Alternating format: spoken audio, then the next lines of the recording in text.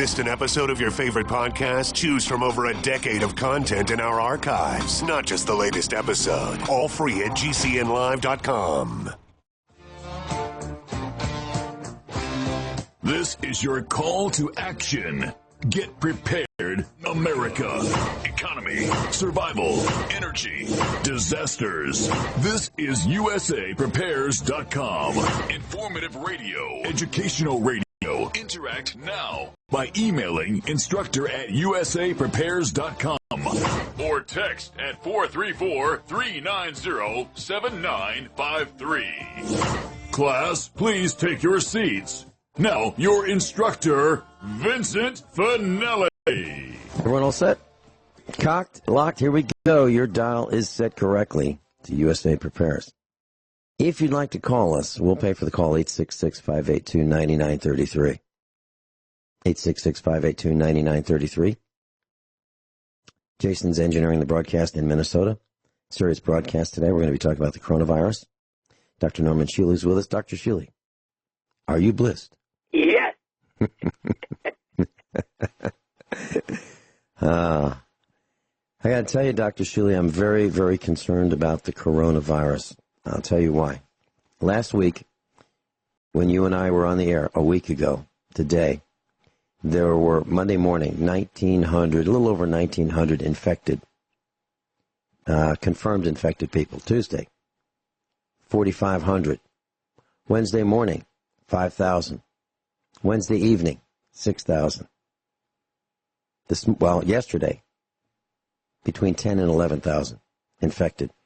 Now, depending on which reports you believe, there's a nurse in Wuhan, China, who says there were 90,000 infected last week. People are dropping dead, and they built a hospital in 8 days, 3 days behind schedule. They were going to build a hospital for 1,100 people in 5 days. They built it in 8 days, and they are now shuttling victims out of the hospital directly to the crematorium. The word that I'm reading in the reports I've been reading, the number of infections and deaths is under reported. What are your thoughts, Dr. Shealy? Well, obviously, virtually all viral infections began in China in half a year, so it's not surprising. And of course, the latest is that, as so many of these things these days, it may well be a military, actually, derivative, if you will. It may be a war crime of China, but China, in my opinion, is unquestionably the most evil nation in the world. And the greatest mistake the industry of this country has made is by shipping any of their inventory or their manufacturing capabilities to that evil country. I could go on, but that's the top of my list. Okay. Dr. Shealy, have you found any information on the Internet saying that this virus can be spread by aerosolized water droplets? Like somebody sneezes, and those sneeze droplets travel 10, 15, 20 feet. That if you get it on your hands and you touch your eyes or your lips or you scratch yourself, or you can get it.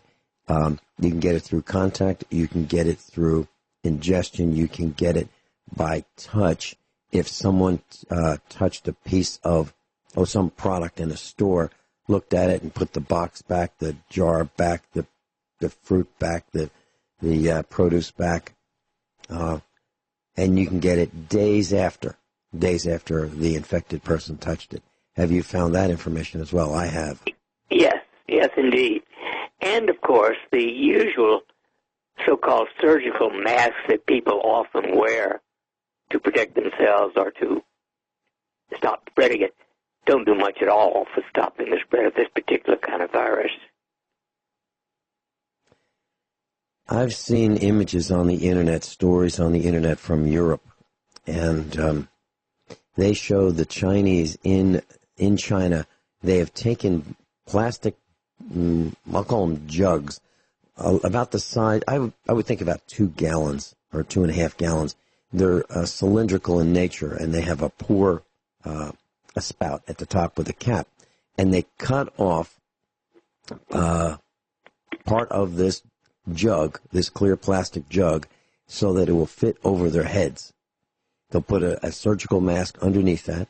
They will use that as a barrier between particles flying through the air, infected, water droplets flying through the air from coughs and sneezes and whatever other means.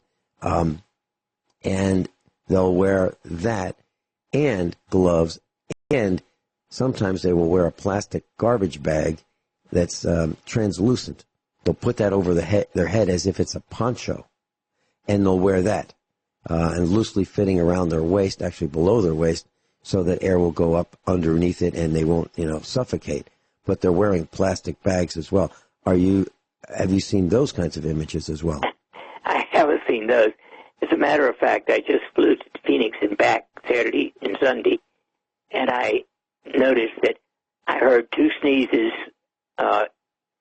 in the whole trip, and one woman was wearing one of the surgical masks. That was my observation on this particular trip. Mm-hmm. Were you concerned about that because you were in that airplane? Well, really, I wasn't. I feel as if the likelihood of somebody from China being on a trip with me are pretty unlikely right now, although that's going to increase as the days go by. And, of course... Well, I was Yes? Well, I have access to intravenous vitamin C if I felt something coming on. Mm-hmm. Okay. My concern about flying, being on a cruise ship, being on a bus, being in a subway, any mass transportation where there's a high concentration of individuals is of concern to me. And I don't want to be on one of those if I can avoid it. So what happens, Dr. Shealy, with those airplanes? So, for example, you get off and you're fine. Everything's good. But let's say that gal who sneezed or coughed actually was infected within that 14-day period where you really don't have symptoms materializing yet. Let's say she was infected, and the plane is not disinfected. So you guys, your flight, everybody gets off, change of crew, stewardesses, stewards, pilot, co-pilot, navigator, everybody gets off, and a whole new group of people get on the plane, and they take off in 40 minutes later.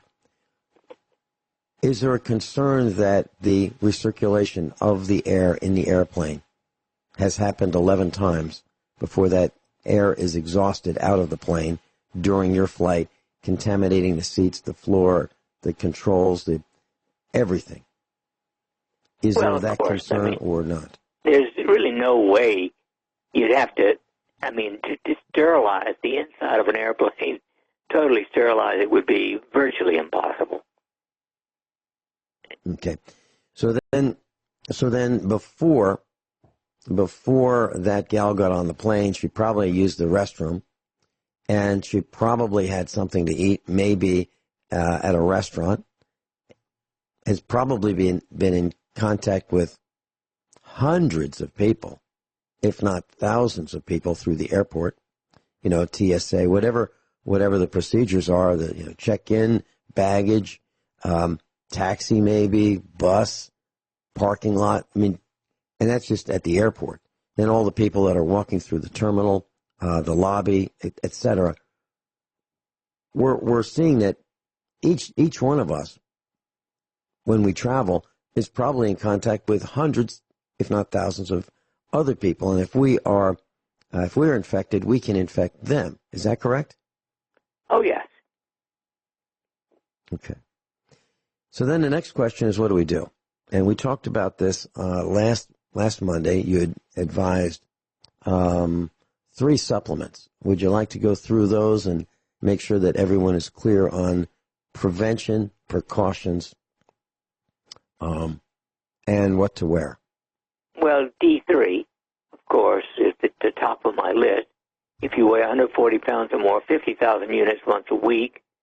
If you weigh under 140 pounds, 50,000 the first, 10th, and 20th of every month.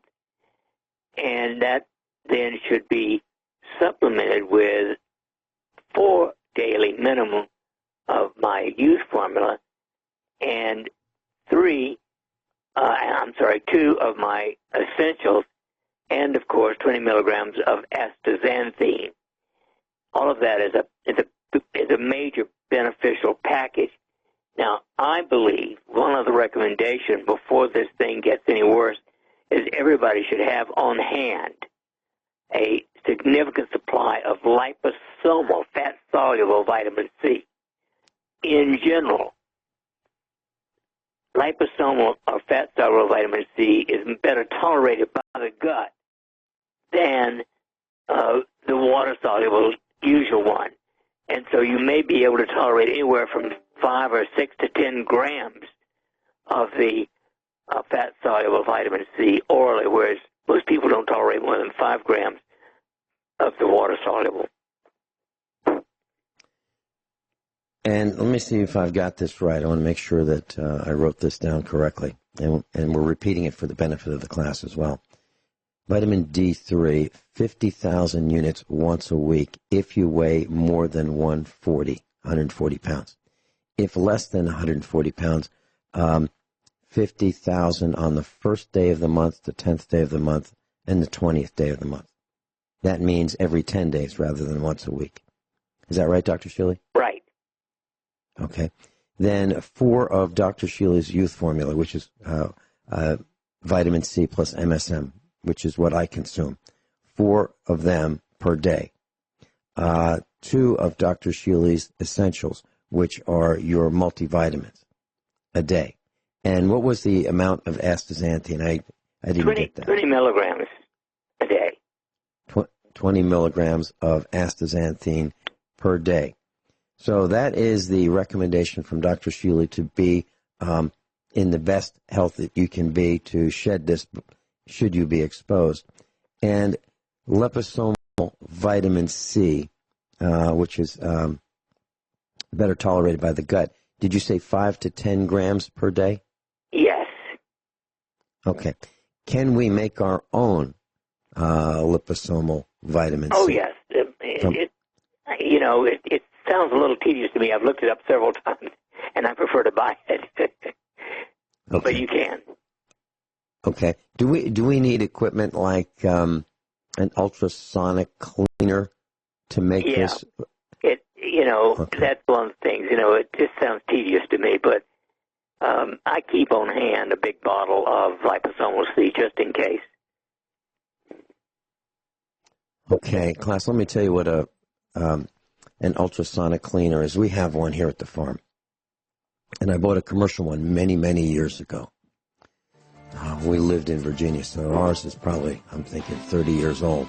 It's made by a company called Crest, C-R-E-S-T. Back in the World War II days, 1940s, hypodermic needles were made out of glass, and the point was obviously metal, and they were reusable, but there was a problem with them. I'll tell you what the problem was, and I'll tell you how they solved it when we come back. Many years ago, when we lived in Virginia, it's got to be about 30 years ago now, that I bought an ultrasonic cleaner, and it was a couple $100. It was made by a company called Crest, and it had 2 controls on it, analog-type controls. One was the temperature of the water that it would heat electrically. It had an electric heater in it, and the other was a timer, how long you wanted to turn the knob to have this mechanically tick, tick, tick, tick, tick, down to the shut-off point. I'm looking at this darn thing now, and these are $600, $700, $800,000. I can't believe it. I'm stunned at how expensive they have become. The one we have is Crest, and it's considered top of the line. It's probably lab grade, but you can get them for less money if you do some searching. I would buy a mechanical one, rather an analog type timer with an on-off switch rather than a computer controlled, because these actually develop heat, and you really don't want your computer that runs this thing inside the container that gets hot. At least that's my opinion. So the way this works is you have a solution of clean water and maybe some very mild detergent. And there are transducers that vibrate at above the sound of human hearing. And it vibrates the water, and it creates tremendous pressure with the vibrating of the water and the bursting of these bubbles in these partial vacuum bubbles in the water. And it will penetrate the smallest of surfaces. So, for example, let's say you had a hypodermic needle from the 1930s or 20s or 40s or 50s, and it were made out of glass with a metal needle point. But the cylinder and the plunger were ground glass. Well, if they weren't cleaned quickly and cleaned efficiently, they would become clogged and they would be useless. So they designed this ultrasonic cleaner. They just put the needle and the whole assembly, take it apart, put it in there, and it would be blasted clean, almost like sandblasting, but with water. It's absolutely incredible what this will do. I take carburetors that are absolutely filthy and put them in there with a little detergent, and they look brand new in about a matter of 2 minutes. Dr. Shealy, did you have any comments about ultrasonic cleaners? Oh, no. Okay. Do you think I said that accurately? Oh, yeah, absolutely. Okay. So originally it was for the medical uses, and I believe, I have never made liposomal vitamin C, but I believe you need an ultrasonic cleaner. So Captain John Reagan talked about it over the years, and he bought an inexpensive one, and it didn't last worth a darn. And, of course, they come from communist China. Yeah, communist China. Mine's made in USA, and it's lasted 30 years. And I'll be furious if it doesn't last another 30 years, or at least as long as I live. All right, so liposomal vitamin C is absorbed better and is less harsh on the body. So, Dr. Shealy, if we are proactive and if we make our own vitamin C or buy it, liposomal, how much, if we just suspect that we have been exposed, what do we do immediately? Take 5 grams, 5,000 milligrams. And if that's tolerated each day, add another 1,000 milligrams until you get up to 10, if your gut tolerates it. Okay, up to 10. Okay, so how do we know if our gut tolerates it? What are the symptoms if it does and if it doesn't? It does not cause constipation. Okay. All right. So are there any other concerns about Yes. Okay. If you begin to take that, you should double your B complex. In other words, you get 2 of my essentials, you're getting just 50 milligrams of B complex. If you get up to that dose of vitamin C, you want to take 4 of the essentials because you need 100 milligrams of B complex. Okay, 100 milligrams. That's per day, right? Yes. B complex. Okay, I'm writing this down because what happens is I get calls after the broadcast. So what'd you all say? So I want to make sure I get it right. All right, so 5 grams, up to 5 grams of liposomal vitamin C, starting with the first day, and if that's tolerated, you can increase that 1 gram, which equals 1,000 milligrams per day, until you reach 10 grams, or 10 milligrams. That's right, 10 grams. And then double your dosage of vitamin B complex, which would be 4 of Dr. Shealy's vitamin B complex per day, which is 100 milligrams total.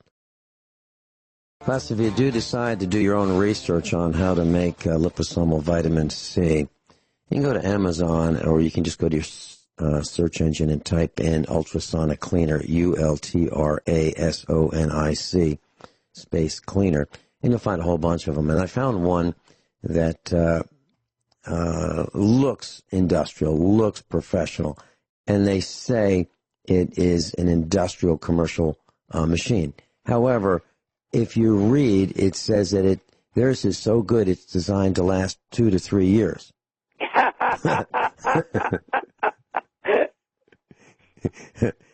Yeah.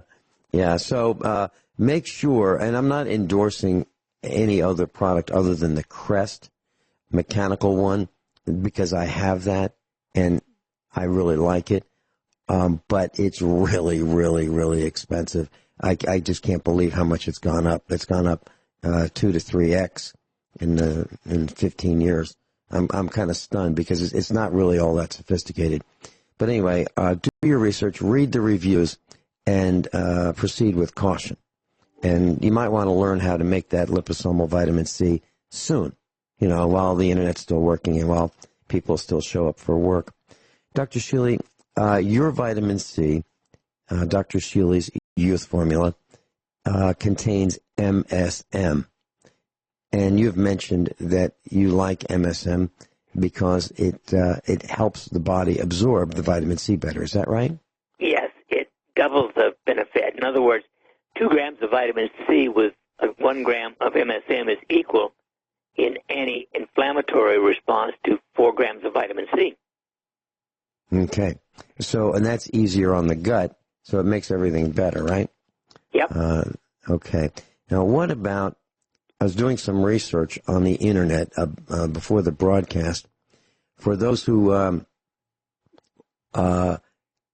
can't get to you or don't have the internet but somehow are able to listen, and they decide to buy vitamin C someplace else other than normshealy.com. By the way, I get mine from Dr. Shealy. I buy it right from his store when I go to Springfield, Missouri. Well, if they buy regular vitamin C, at least they could consider buying MSM on the side. Okay. And what would the ratio be? 2 to 1, 2 parts vitamin C to 1 part MSM. Okay. So I'm writing this down. So vitamin C, 2 parts to 1 part MSM by weight, correct? Right, yes. Okay. All right. So class, there you have that. Now, what about other vitamin C that I found on the internet, Dr. Shealy, that boasts that it has zinc in it? Are there cautions about vitamin C with zinc, or is it okay? It's okay. Now, remember, zinc and copper are just as, well, certain things work together, or if they aren't in proper ratios, work against one another. So when you take 20 milligrams of zinc, you need at least 5 milligrams of copper. 5 milligrams of copper. So how do we ingest copper, Dr. Shealy, if we have plastic plumbing or galvanized plumbing or PEX plumbing or CPVC or PVC plumbing in our homes? Where does the copper come from? Health food stores. I actually have to say, for years I've taken Swanson's copper little tablets. Okay, so and under normal circumstances, what would our daily consumption be of copper? 2 milligrams is fine. 2 milligrams. But if you're taking a heavier dose of vitamin C, you need 5 milligrams of copper? Right. Okay. All right. What foods naturally have copper, enough copper in it, if we have enough of that food? I don't know. So I've never heard. I'm sure there is such, but I don't know it. Should we be planting some bare copper wire in? I'm serious. I'm very serious about this.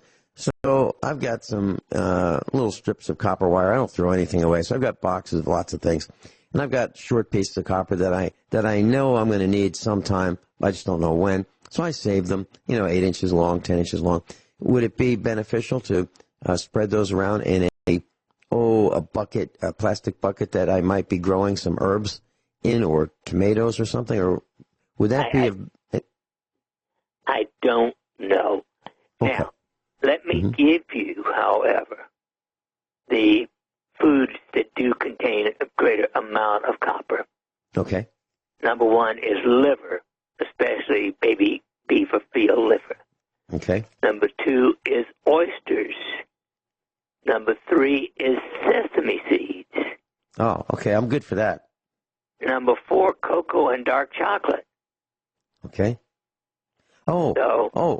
Hey, Dr. Shealy, cocoa or chocolate is, whenever I've seen chocolate being made, it's in a like a kettle, but it's always a copper kettle. That is true. I have some antique ones that I've had for 60 years. I bought just for fun, and they used to make chocolate in them. Okay.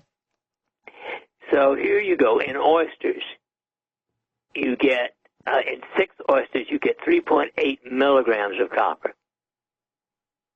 Okay. And shiitake mushrooms have a little bit. Per cup of shiitake, you get 1.3 milligrams. Even button cottons have white button mushrooms have some. Mm-hmm. Tofu, 1 milligram per cup. Sweet potato, 0.7 milligrams per cup. Okay. That's the sesame seeds, 0.7 milligrams per ounce. Cashews, 0.6 milligrams per ounce. Chickpeas, 0.6 milligrams per cup. Salmon, 0.5 milligrams per cup. And dark chocolate, 0.5 milligrams per 1 ounce. Was that we get a little bit 0.5 of per copper. ounce? 0.5 Yes. milligrams per ounce? Okay. All right. And what else, Dr. Shealy? Well, that was the dark chocolate was the end of my grade on. All right. So if we switch, by the way, we have a caller, and what I prefer to do is wait another minute or so for our engineer to pick up the phone. If he doesn't, I'll pick up the phone. We'll just pick it up cold if our engineer's tied up. Okay, so Dr. Shealy, one of my greatest concerns is what's happening in Japan right now. Those guys are planning on dumping all of this contaminated seawater into the ocean because it's not economically viable to keep storing it, collecting. So they don't want to evaporate it. They don't want to, evaporate the water and leave behind the contaminants. They want to just dump it all into the ocean. If that happens, eating seafood then becomes even more risky. Yes? Well, remember, the air in this country, over Missouri, has double the radioactivity that it had before Fukushima. So I guess it could double again.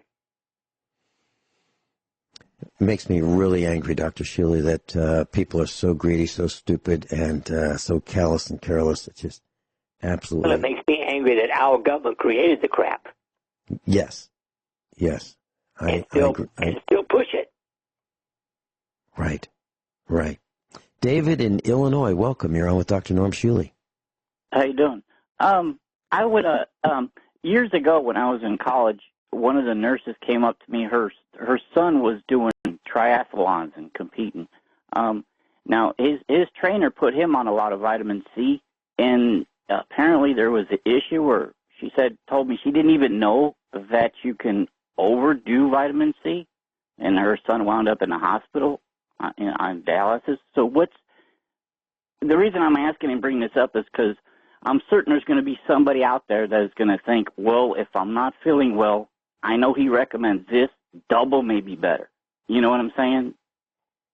Well, as far as I know, there's never been a complication with vitamin C up to 10 grams by mouth, except causing diarrhea. Mm-hmm. So I was just curious about that because she was surprised. She said she didn't even know there was that can cause an issue, and he wound up in the hospital in St. Louis. So I was just curious about that. Can I ask you a medical question? Sure. Okay. Sorry, I didn't mean to go off topic, but now my wife is having a lot of severe nosebleeds, and we're not sure what it is. We already took her in, and they thought maybe she had an ear infection, and now after the antibiotics, it's still happening. but now she's also getting a rash on that side of her face, and then severe migraines. So I have to take her back in tomorrow. But would an ear infection cause that and act in that way? It'd be pretty rare for it to be an ear infection. It could be sinuses. Mm-hmm. Okay. She was just kind of lost because they say, no, it's not this, no, it's not this. But then what is it if this is happening out of the blue? Well, there's all kinds of things, including hemophilia, that can cause the increase in nosebleeds, but hypertension is another one. Mm.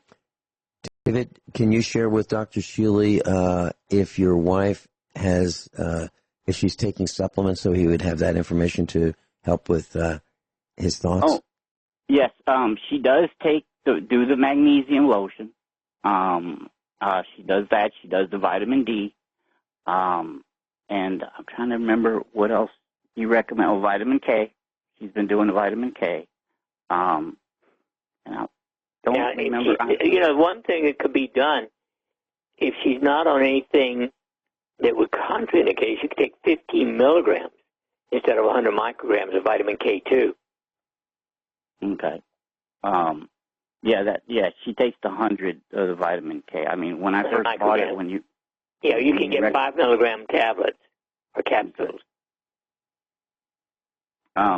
We don't take much medicine anymore. We got off most of all our medicine, but she does have to take some for the Dapzone and dioxin or Digitech. Oh, she's on Digitalis, yeah. Okay, well that means that she does have a weak heart muscle, but Digitalis is an old-time favorite. Right. They wanted to put her on newer modern stuff, but she's only takes that now. She's down to only taking that like once every other day. She's almost, under the doctor's supervision, been able to go off it. We both had heart murmurs when we were born on the base. Hers had to be patched. And they flew her to another base, and they patched her, so they said that's what's causing where she had David, to be on the stay with us. We're going into a break. Stay with us, and we'll finish up, okay, with your questions. We'll be right back. Class, Dr. Shealy's with us, Dr. Norm Shealy. Website, normshealy.com, normshealy.com. David's with us in Illinois. David, please continue with your questions. Now, she also has an issue with glutens, with one of the DNA mess up situations the base left us with, and all of a sudden even if she's gets a taste of something like that, it causes her to have severe breakouts in her skin. But she's clear on that. I mean, we make sure that whatever we buy for her diet is if the labels are correct on the store shelves, that it's not it contain any glutens. So we're pretty. She's pretty good about making sure that situation doesn't happen. But these things will come up. They're coming up, and it takes like an hour sometimes to get them to stop. Oh yeah. Well, gluten, unfortunately, is among the worst foods in the world today because of Roundup. Yeah. And she does exercise now 3 to 4 times a week. She's been faithful with that, and she's small, but she does do everything else you recommended. So appreciate it. Well, keep the faith, babe. Thank you. Yeah. David, sorry. Yes. I had one comment for Dr. Shealy, and maybe this might be beneficial for the entire class. Dr. Shealy, when I was younger, I would take cod liver oil, and I would take the gelatin capsules once a day, then twice a day, then 3 times a day. And what I found out was when I bent over, my nose would bleed. If I just bent over to pick something up, my nose would bleed. Do you know why that is? And I backed off the, taking so much cod liver oil that it all stopped immediately. Well, I don't know exactly, although I know that cod liver oil, if you take 10,000 units a day of vitamin A in cod liver oil, it can eventually actually cause brain damage. And so that's one of the reasons I like astaxanthin so much better. It's infinitely more powerful as an antioxidant than cod liver oil, vitamin A, and it's not toxic ever. Okay. And we were talking about gluten, and now there's a story that just broke. Headline, commercials just covered up. Kellogg commits to reducing widely used glyphosate in the food chain. Can you imagine that? So, okay. That's just part of Kellogg's poison. I put Kellogg in a never go equal to McDonald's. So, all those sugary cereals that they have, they're going to try to make them a little bit safer. But, it's hard to put much stock in what a company that does that in the first place says they're going to do to fix the problem. So probably the safest thing to do is avoid the cereal aisle, with those sugary cereals and all those wonderful colors. Yeah, those non-natural colors. Same thing with the soda aisle, class. If you look and you see some of those colors of the sodas in those clear bottles, none of those colors occur in nature naturally. They have to be blended, scientifically blended, in order to appeal to the GDP. David, any other thoughts, questions, concerns? Oh, yeah. Now, when she got diagnosed, she started having issues with the glutens. The doctors went kind of a little bit crazy on this, in my opinion, because they wanted her to have totally separate cookware, dishes, everything. Now, we went years ago when I seen the Teflon coatings coming off of pans. I said, this isn't good. And I threw everything away and went to stainless steel and ceramic years ago. I said, but now you're telling me I got to buy it again? I'm with you, David, on that one. I don't like Teflon. But that, is kind of interesting now. They want you to just, do everything separate. Like, that's kind of a little bit ridiculous, if you ask me.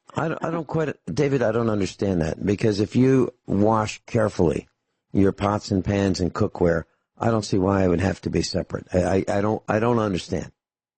Even silverware, plates, and we have ceramic plates, stainless steel silverware, stainless steel pans, cookware, everything. Okay. Let me share this with you and Dr. Shealy, and I'd like to get Dr. Shealy's comments on this. Here's what we do. We have silverware, well, I guess it's called flatware, stainless steel. And the knife handles are two-piece. So there's the handle of the knife, and then there's kind of like plaster inside the handle where the knife joins inside the plaster-filled handle. Except for the knives, I will take the forks and the spoons and the one-piece stainless knives, and I'll put them in the ultrasonic cleaner and blast them. Dr. Shealy, what do you think about doing that every once in a while? Oh, good. Yeah, definitely. Okay. So that can be done. And then I wash a lot of pots and pans here, and I use those stainless steel scrubbers. They're like steel wool, but really coarse, and they don't scratch the ceramic. And I use that with liquid dishwashing detergent. Okay, hour number 2 of USA Prepares. We're talking about the coronavirus. We're talking about precautions to stay well. And one of the things that David mentioned was that his wife's doctor recommended separate flatware, silverware, and cooking utensils, etc.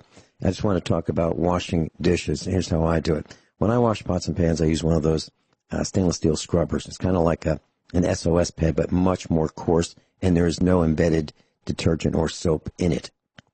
What I do is I put some dishwashing liquid on that scrubber, and I wet the item to be washed. Let's say it's a pot, and I will scrub it thoroughly, and then I will rinse it thoroughly. Now, some people, what they do is they have a 2-bowl sink, and they will fill one bowl with soapy water or detergent water and use that for washing. The other bowl is the rinse bowl, and they just dip the pot or pan in there and then drip it dry. I never do that. I do not wash dishes in the sink because I think the sink is filthy. Not that we don't clean ours. Yes. And dipping it in a pan of water is, well, almost like dipping it in the toilet to me. Right. Now, I'm mentioning all this for a reason, Dr. Shealy and David, because some people might do this. Some people might have seen it done, or they might have been trained while working in the kitchen at a restaurant that this is what you do. They used to have 2-bowl sinks in restaurants. Now they have to have 3-bowl sinks. So what they would do is take the detergent water in the first bowl. The next bowl would be filled with the first rinse, and then the third bowl would be filled with the second rinse water. So you wash it in the first bowl, you dip it in the second bowl. Now you've already transferred dishwashing detergent or liquid detergent in the second bowl, and then you'd rinse it for the second time in the third bowl. Okay, but all of those bowls are in direct contact with the drain plug and the drain, which means there's already bacteria in every one of those sinks, even if you scrub it out. So, number one, I wouldn't eat in a restaurant because of that. And number two, I haven't transferred that protocol to washing dishes here. Here's what we do. And I rinse only with running water. Right. That's exactly right. Now, that was one of the things I wanted to mention, Dr. Shealy and David, the running water. So you're probably going to want to use hot water. Here's the problem with hot water. So all hot water heaters, except for stainless steel ones, have a aluminum or a magnesium or an aluminum magnesium anode to protect the life expectancy of those hot water heaters. So there's normally it's aluminum. It's an aluminum rod. It's 5/8 of an inch in diameter. It is almost the full height of the hot water heater. So there's a rod about the diameter of a penny that's a solid rod that is designed to self-destruct or be consumed by the water that goes through the hot water heater. Now, that water will contain aluminum if you have an aluminum rod, the hot water. So when you rinse your dishes or your pots and pans, and you do it the way Dr. Shealy or the way I do it, and you see spots on the cups and glasses and plates and pans, that is hardness in the water and probably aluminum. So what do? Well, some people wipe down their dishes and their flatware with the towel, but then you have little filaments of the towel on the dishes and pots and pans and silverware. What I've done is I bought a stainless steel hot water heater, all stainless steel. The tank is stainless steel. There is no anode rod in it, none whatsoever, because stainless steel won't corrode as a steel-lined tank will. So those are my thoughts. Dr. Shealy, any comments? With you all the way. Okay. Now, that stainless steel hot water heater is going to cost at least 1.5x. Whatever it would cost if it were steel with a porcelain coating, it's going to be 1.5x. But you probably won't have to buy another one, probably. And you won't have the anode rod. And by the way, plumbers don't tell their customers when they install a hot water heater, or if you buy a brand new house, no one is going to tell you, oh, yeah, here's what, by the way, you need to flush out your hot water heater every 30 days. They don't tell you that. But if you check with the manufacturer of that hot water heater, whether it be Westinghouse or Whirlpool or whatever brand it might be, State, whatever the hot water heater is, they will tell you, flush out the hot water heater. That's why there's a drain valve at the bottom. You're supposed to flush it out every month. So all you do is hook up a garden hose, a clean one that you use just for this, open up that valve at the bottom of the hot water heater with your hose attached, and run water through it and get rid of those magnesium and aluminum particles and chunks that are in the hot water heater. And if you ever saw the inside of a hot water heater, you would say, wow, it looks like I've got a bucket of crud, a bucket.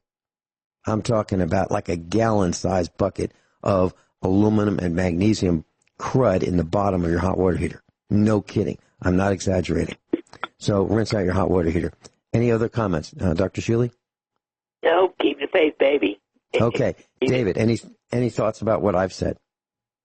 Yeah, I didn't know about that, about the water heater. We just had a new water heater put in just last summer, but if they would have told us about a stainless steel, I would have probably did that, because we bought our own tankless and they wouldn't install the tankless. they refused to install the tankless water heater, so we had to buy another water heater. Okay, so class stainless steel, in my opinion, I have not had a lot of experience with this tank. I've only had it for about a year. I bought it at Menards when they had the 11% off sale. But even then, it was like $900 or $1,000. It was really, really expensive. But if you look at the cost of having a plumber install your hot water heater, just the installation part is going to be about $500. So if you can, get the right hot water heater. And if you can, if it's an electric hot water heater, you need to have a dielectric break, which means a non-electric conducting break, which means that there has to be something that prevents metal-to-metal contact. And in our case, it's PVC pipe that we use as a dielectric break. That way you won't have extra corrosion in your plumbing. Otherwise, you will. So look that up, okay? David, anything else you'd like to share with us? Yeah, I was going to ask you a question, about this coronavirus. Is it doing any good? Now, when we go out to the store, we have, hand sanitizer, but we also have one of those portable UVC lights that's designed to take out with you, and we use that on the carts and things like that we touch. Is that doing any good, or does the doctor think that's kind of not going to do any good for that virus? Dr. Shealy, do you understand his question? Not quite. Okay, let me explain what he's saying. So you can buy, and I have purchased a pen light, but instead of having a white light coming out of a bulb, it has an LED that is ultraviolet C. And I use it in the shop when I use a dye that appears really bright with an ultraviolet light. So, for example, I will add it to an air conditioning system or a cooling system or even engine oil or different dyes that will show up under ultraviolet light. And I shine the light on it and I can find the leak. But it's also ultraviolet C, which breaks up the DNA, destroys the DNA of bacteria and viruses. So what I plan to do is, if I ever go out again, to take that light with me in my shirt pocket and aim it at the push cart handle or whatever I touch, and it will show the biologicals on there, and hopefully it will kill them. That's what David's question is. Is that correct, David? Yes. Will it do that, Dr. Shealy? I don't know how long it would take with that kind of, I'd like to know how long it takes to sterilize. Because in general, you want 10 minutes. Okay. That's a problem. That's a problem. Probably get arrested for shining a light on the cart for 10 minutes. But, when I was in medical school, all the operators had ultraviolet lights, and we had to wear sunglasses in the operating room to keep from getting your eyes burned. Okay. David, here in class, here's what I've done over the weekend. I bought from China well over a year ago, before all this happened, to experiment with it, an LED strip. Now, this LED strip is about a foot long, and it is powered by 120 volts AC. And it comes with a little connector on the end. And it has a bunch of LEDs that are all ultraviolet C. And I have this in the kitchen where you cannot see the lens of the LED. So no matter how you look, you will not be looking at the ultraviolet light, but you can see the reflection on the ceiling and the walls of this ultraviolet C. And I've been running it over the weekend as a sterilizing light. Dr. Shealy, will that work just running 24/7 in the kitchen, or do I need to have any concerns about wearing sunglasses in the kitchen? You cannot see the LED directly, only the reflection. I don't think, as long as you don't see it, I don't think you need to worry.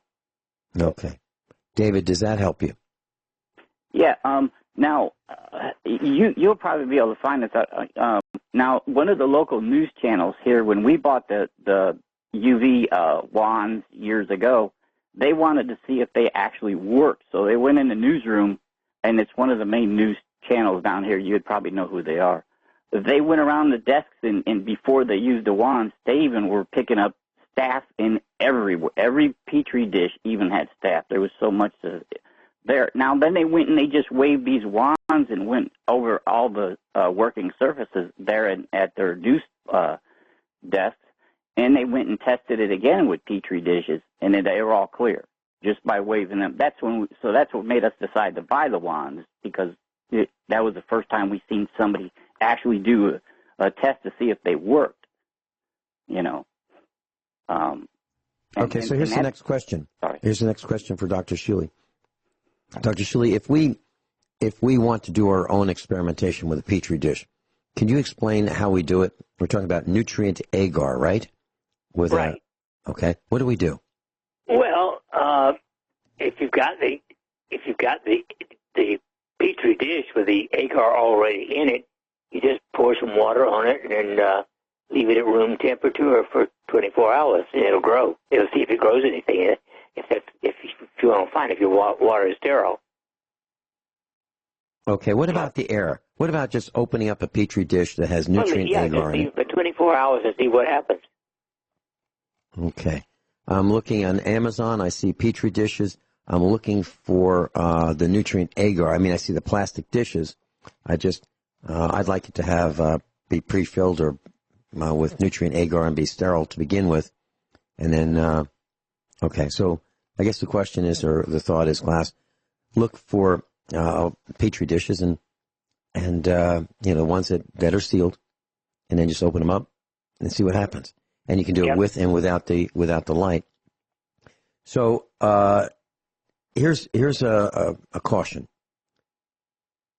In China, months ago, there was a report that some children were blinded. They went to school, and they saw this light in the ceiling, and they looked at it, and they became blind or damaged their vision. And what happened was these lights were installed to disinfect the classrooms overnight. Somebody left the light on when the students came into the school and into the classroom, and what's that? And they were looking at it, and they became blind from looking at it. So, class, you do not want to look at ultraviolet light. But evidently, it works because the Chinese have been experimenting with it for a while. We'll be right back. So, class, I found it. I did some research on the internet during the break, and I found some bio-research bacteria science kits. And these are 10 nutrient agar kits, the Petri dishes, if you will, and ready to go, $22.95 shipped. So if you want to try this, that's one place you can start with your research as to what to buy. I am not endorsing this. This is not a commercial to buy this from Amazon. I don't like Jeff Bezos. He's become wealthy on the backs of the little people. He gets tax incentives, tax breaks that the rest of us don't get. And he's putting a substantial amount in his own pockets. So, I'm not a fan of Amazon, but I don't know where else you can buy it safely. So I just wanted to share that. Dr. Shealy, any thoughts about buying Petri dishes? No, I don't. I agree with you about Jeff, though. And more. Okay. David? Now, you were talking about, somebody shouldn't look at those lights. Now, the wands that we have, there's a sensor in them. If you turn them over to try to do that, it shuts the UV light off. Right. Yeah. Right. So you're only going to be looking at you won't be looking directly at the source of the light. The only thing that you'll be looking at is a reflection of the light. Mm-hmm. So you don't want to shine it in a mirror, that's for sure. Okay. Right. But, right. So, be careful with it. And class, do your own research about ultraviolet light. And so you've seen them. I know you've seen them. So if you go to, let's say, a Sam's Club, and you go to the food court, you might see on the wall this housing that has this eerie-looking light blue light coming out of it. You can't see the light, but you can see the wall that has the light is shining on. And the idea is that the air that moves around this fixture on the wall has the bacteria taken apart by the ultraviolet light, rendered harmless. So you'll see it in restaurants. You'll see it where people congregate. And if you go to China and you're a elementary school student, maybe even a high school student, you might see one in the ceiling. Hopefully it's off while you're looking up at it.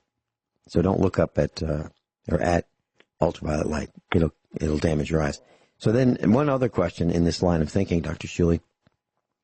Back in the 1960s, 70s, maybe even into the 80s, the bathrooms in hotels and motels used to have this reddish-colored light. And typically they were powered on by turning a timer, so you could set it for, maybe 15 minutes.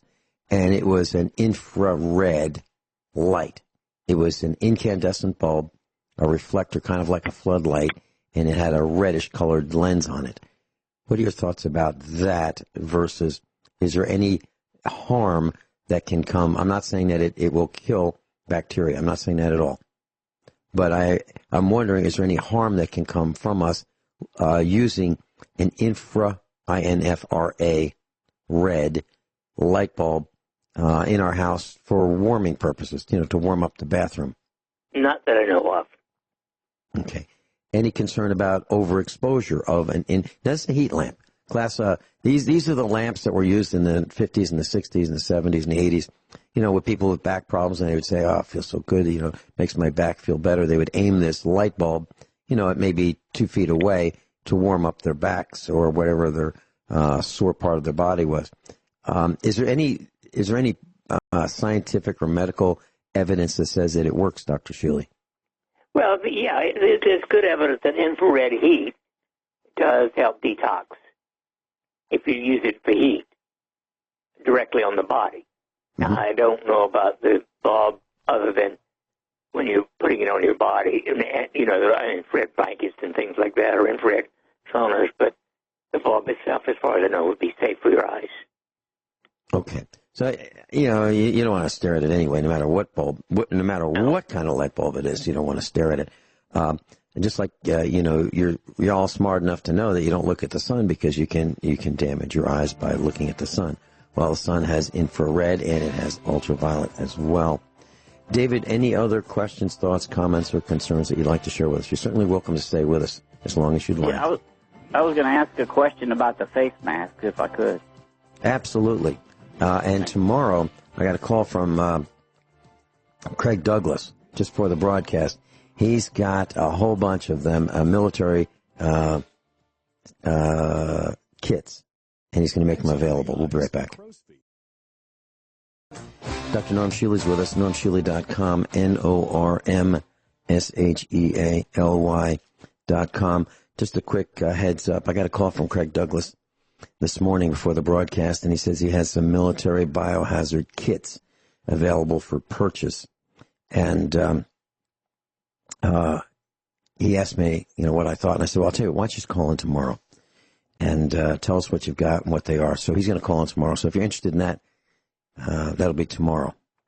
And on Thursday, I was invited to broadcast on Republic Broadcasting Network. That's republicbroadcasting.org from 6 to 8 p.m. So if you want to hear a little bit more of what we have to say, that would be Thursday, 6 to 8 p.m.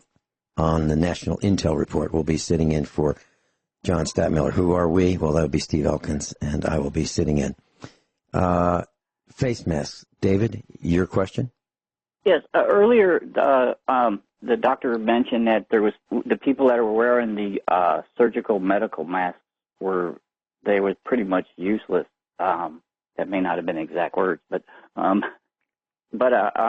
now my thing is it just because the masks themselves are so thin they weren't designed to really filter much out, or is it because their eyes are exposed? Or?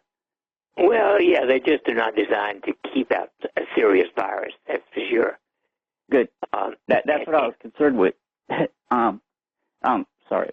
Now, years ago, we went and bought some of these different masks. They're like a neoprene that go and they seal around your face, and there's an actual replacement HEPA filter on the inside, and then they have replacement valves.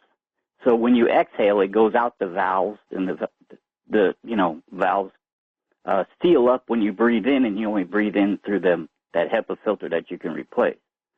Yeah. So that would be a better design?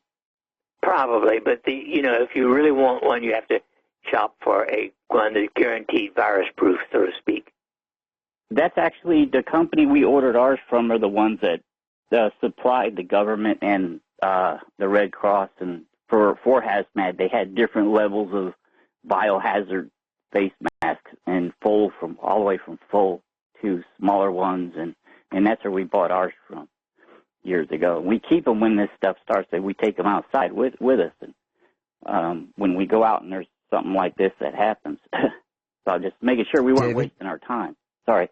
And money. David, are you talking about a 3M branded Minnesota mining and manufacturing?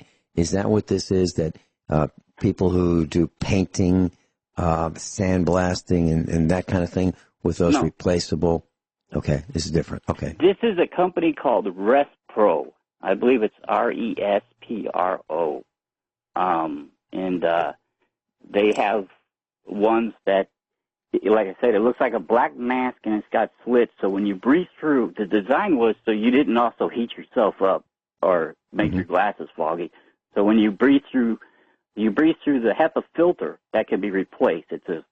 It goes over the whole front, so it covers over your face and your nose, and you can actually form fit it around your nose tighter. And it uses Velcro to strap it around the back of your head. And then it has two. These design have two valves, so when you breathe out, it goes out through there, and not like in a regular mask where it goes up in front of your eyes, and if you have glasses and you get hot. Yeah, what I'm talking about, the 3M one, I didn't know if it was rated for bacteria or viruses or not, but it has the valves, and it has two replaceable, very thick, probably half-inch thick filter media. Some of them have activated charcoal in them, depending on which filter elements you put in there, and it fits very, very tightly. I mean, it's really, really tight. It's not like one of these inexpensive paper with the two elastics or the single elastic. It's not like that at all. Way more expensive. It's about $30. What does this cost? Oh, yeah, these were more expensive than that. Okay. But you could replace all the filters. And they did have the full face hazmat mask that you can get there, too. They supply different levels for whatever you required with the large filters that look like a round cylinder that you can put on them. But I'm not walking outside walking around one of those unless it gets real bad. Mm-hmm. Then I don't care what I look like. Okay, I see the mask that you're talking about, Respro, Respro. Okay, class, you can look that up on the internet if you want to find them. I had a comment that I'd like to share since you're on the air with us, David. So Mrs. Finelli said to me during the broadcast, she came in for a minute during the commercial announcements, and she said, I'd like to do laundry. I'd like to wash the sheets.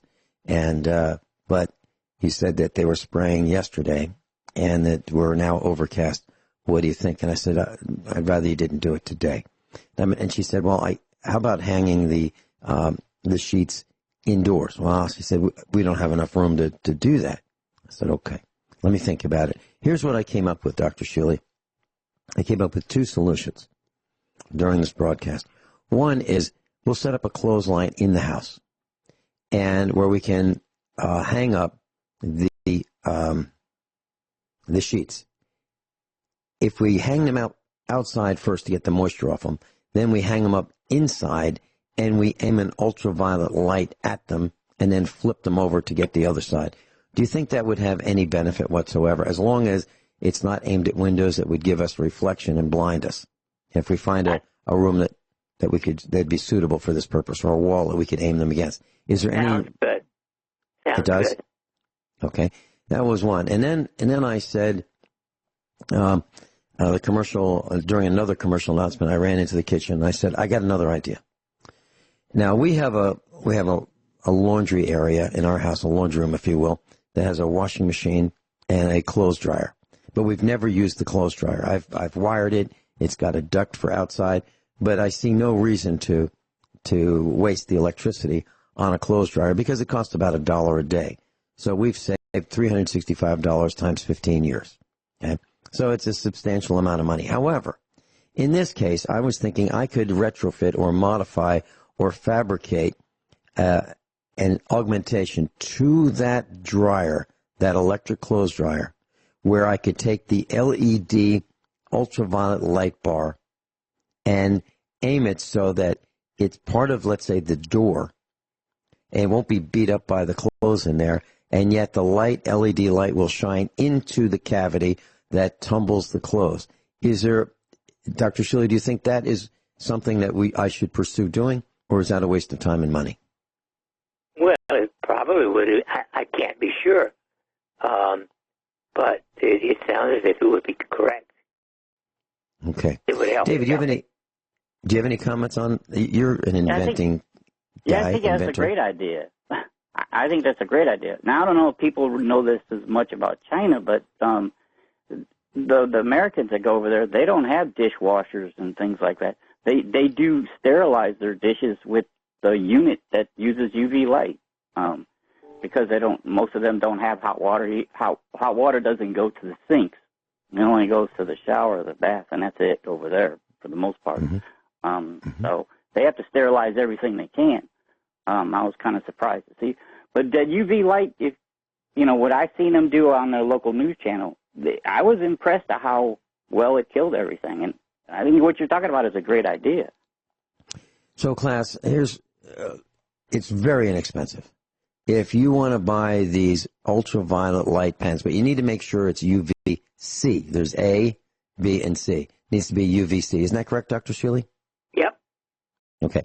Yep. So UVC, that is the frequency of the ultraviolet light, and there's three different frequencies: ultraviolet A, ultraviolet B, and ultraviolet C. You need C. It's a different wavelength or a different frequency, and you can buy them.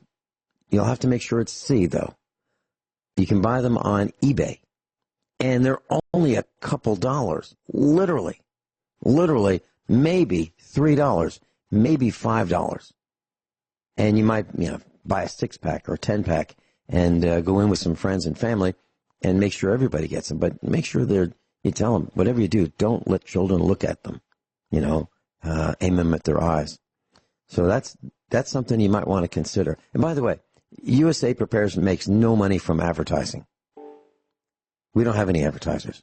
Any advertisers that you hear around USA Prepares, this broadcast, are from whoever you're hearing the broadcast from. So if it's GCN, those are the ads from GCN. They're not USA Prepares. So I'm not saying it's a good or a bad thing. I'm just saying that they're not ours. So if you hear me say something, it's because I am looking into it myself. If I recommend considering a product, it's because I either bought it and like it, or I want to buy it and try it, and I'll let you know that I haven't used it yet, or I bought it and I'm going to use it, and here's what I'm going to do with it. So just keep that in mind when you hear me talk about things. There's no monetary transfer from product manufacturer or seller to me or USA Prepares. I just want to make that clear. Dr. Shealy, lecithin, we talked about liposomal vitamin C, and you need to use lecithin in order to make it. What is lecithin? Lecithin is a product that contains choline, among others, and it is wonderful for lowering your cholesterol safely, and it helps the brain because it is associated with increased memory. And who can't use that, right? All right, so are there different kinds of lecithin from different plants? I mean, soybean, sunflower seed, sunflower source. I don't know all of them. I take Now products. I'm looking at Now products lecithin. It's available on the internet right now. Do you sell it, Dr. Shealy, on your website? Yeah, we have it. Okay. All right. So if you want to, is it in like a 1 pound container? Yes.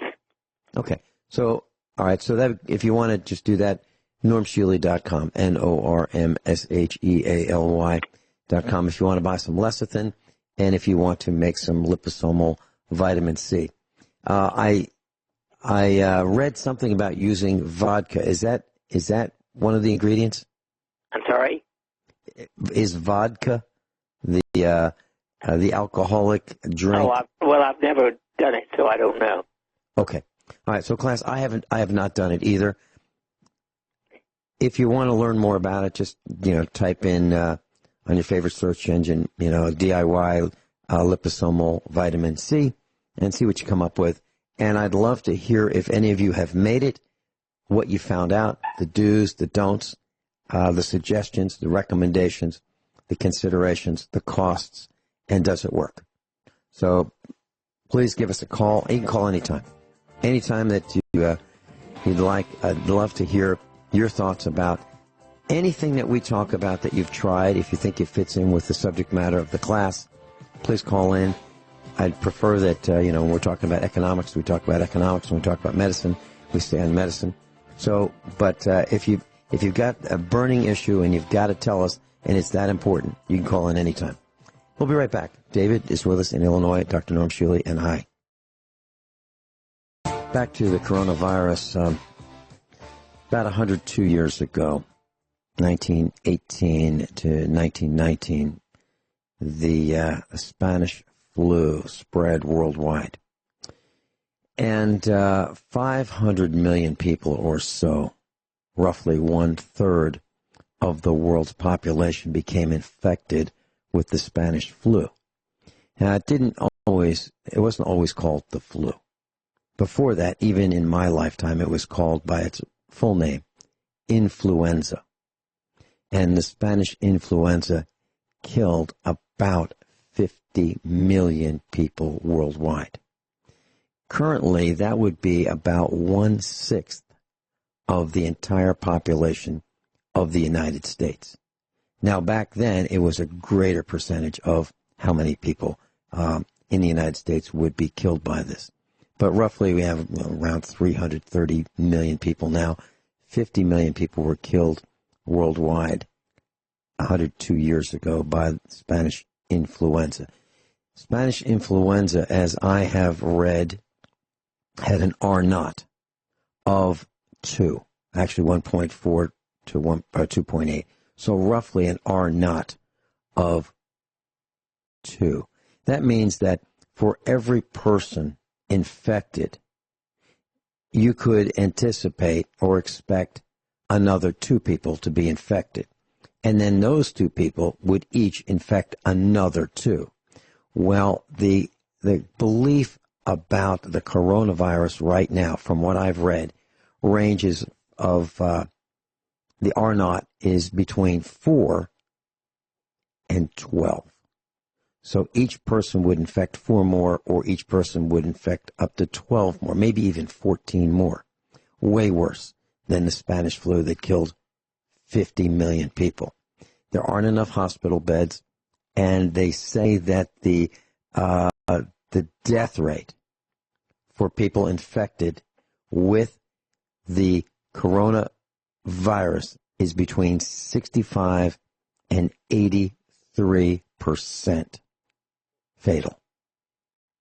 So out of 100 people, between 65 and 83 are reported to die. And in China right now, we have read reports that in this brand new hospital that was built like a day or 2 ago, they're taking the bodies directly from this hospital to the crematorium.